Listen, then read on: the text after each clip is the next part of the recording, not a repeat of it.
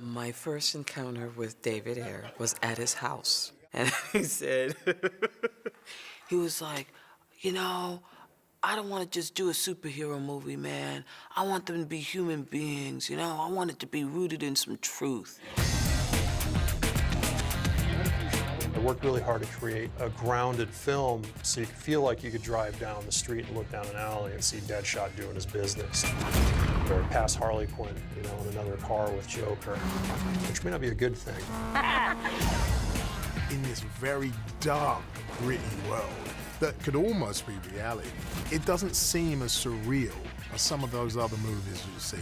I have a vision in my head, and my job is to explain and translate these things I see in my mind into things that can be sewn, built, painted.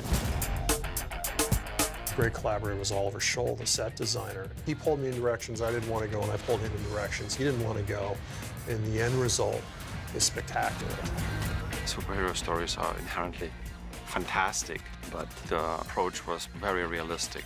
Sometimes even downplaying elements, where normally you would have gone like a bit more shiny. To say, no, we're not going to go that way. We're going to stay very grounded with it. Clear for transport. Welcome to Bel Rey Special Security Barrack. Here to assist you in any way. Bel Rev was a design that Oliver and David came up with. And of course, it's set in the swamp, but there's so many different ways that you can execute that. Hey! You get it! David had friends that worked in prison and got reference material from them, down to the layout of the security table and what would be on the screens. Really the minutiae of everything. And that kind of authenticity, and that's a real testament to David's process and wanting to make sure there really isn't any detail that's not too important, because they're all important. We're going live with Task Force X. Pull them. David uses this phrase a lot, chasing the real. And from the beginning, he said, I don't want them in supervillain, superhero suits.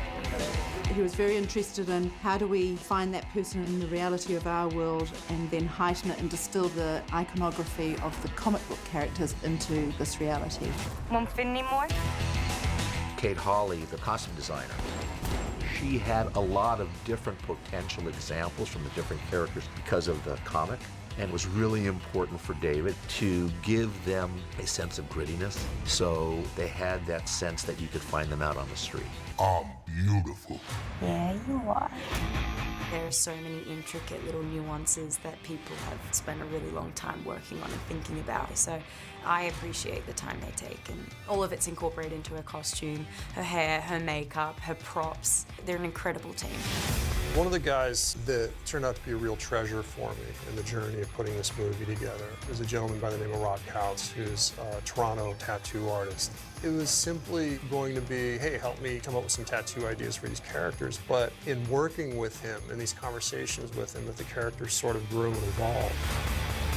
A big part of what I do is listening to people, and I always search for keywords, whether it's a specific area or a time period or a color palette. But he's really keen on giving very specific keywords, but if it needs tweaking, he'll tell you specifically. Or he'll just get his hands dirty and he'll just do it.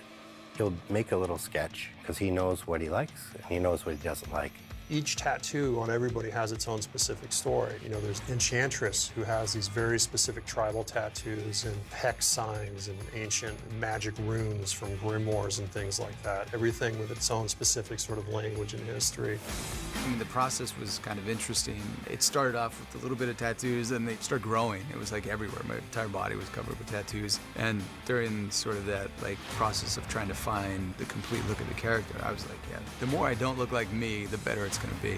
Hey, what's that crap on your face? Does it wash off? I'm so scared people are gonna go get rotten tattooed on their cheek now. Yeah, girl, she got the glove. Oh, no. We all ended up giving each other tattoos. You want it traced or freehand? Freehand. Freehand. Here goes. Here we go, here we go. You want me to roll up with I'm your nervous. camera, Dave? It was like Harley's tattoo parlor. Like that size? Like that? Sure. All right, that's good enough. Yeah? Yeah. That's good. Yeah. Yeah.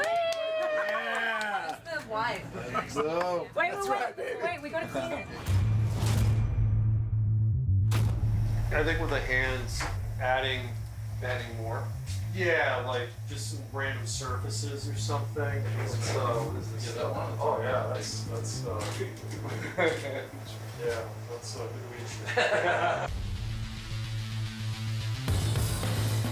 The EAs, or these eyes of the adversary, are these beings, but what do these things look like? So we were really in the beginning kind of fumbling around, right? You throw stuff up on the wall and see what sticks. One day, David Ayer came in, he was like, God, I had this insane dream last night. And he took a marker and he went to the whiteboard and he started drawing. And he drew the craziest looking thing. It was this kind of humanoid figure, but it was a head covered with eyeballs. And he's like, that's what they look like. That drawing, after trying literally dozens of other designs, that's what we ended up going with.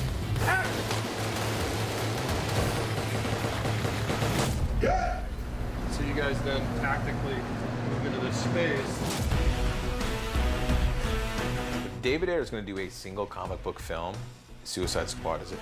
Because he's got that military background, he has the knowledge of how it would work, and he brings that side of it, how a mission would actually lay out. So all of that stuff feels very, very real and authentic because it is authentic. These guys have SIGs.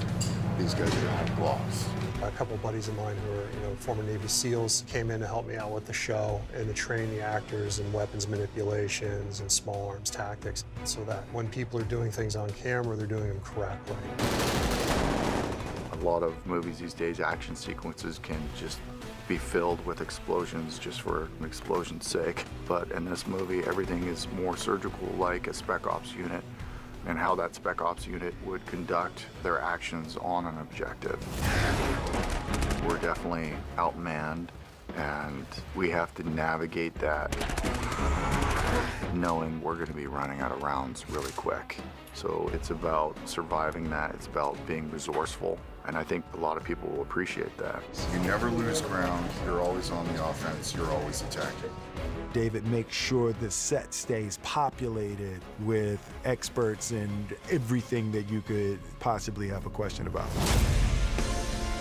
There was things that David did together which each department had that clearly defined the characters, and I think one of the strongest elements of the film is how defined the characters are. And he has a very interesting way of doing his cast rehearsals. There was a huge character prep for this movie. We all got in a room together and we worked probably for about a month, but it was really diving in and understanding these characters. We all had to rehearse, improvise, we'd use the script and we'd go away from the script. And this process is team building in a way, because everybody has to be vulnerable in front of the rest of the group. I was trying to reach you over this I knew you'd come through. And then at the end of all these ups and downs of the process you go through, you end up just having this insane trust. I'd do anything. I'd go in any direction in a scene that he told me to. I have a trust for him that I have never found in any other work relationship. When you see this guy coming, you start backing up. You can't rehearse too much because no matter how much you rehearse, it's still going to be a surprise on set. But that's where the magic comes from, and that's where you then get the freedom to start ad-libbing and adding the humor and adding the life, because now they're in character. Get them hands up! Hey, I'm cooperating! This is me being cool. Hold your fire! Taser! Hold your fire! The importance David gave that, again, is just unheard of, and that's why I think this movie has heart, because he cares about the characters. Let's shoot it. Let's do it. All right.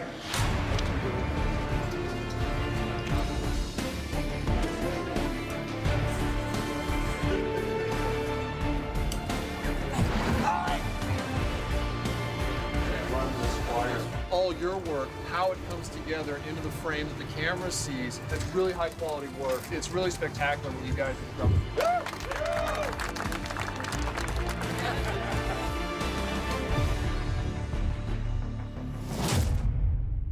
You don't like that angle. The angle sucks, right? You wanted to cut a little more. No, it's perfect. Okay. It's just an odd angle choice. That's terrible.